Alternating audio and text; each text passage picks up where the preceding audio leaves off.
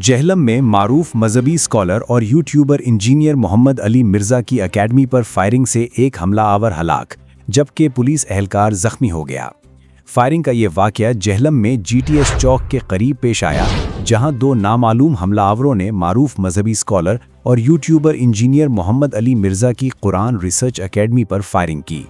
Police کی بروقت کارروائی سے حملہ ناکام بنا دیا گیا، ایک حملہ آور ہلاک جبکہ پولیس اہلکار زخمی ہو گیا۔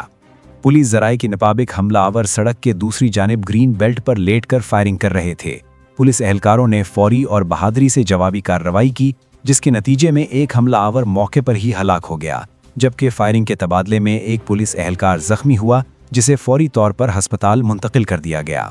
پولیس کا کہنا ہے کہ اکیڈمی کے اندر موجود تمام افراد محفوظ رہے اور کسی شہری کو نقصان نہیں پہنچا۔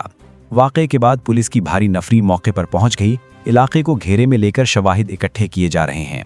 پولیس کا مزید کہنا ہے کہ حملہ آور کی شناخت تاحال نہیں ہو سکی اور واقعے کی مکمل تحقیقات جاری ہیں۔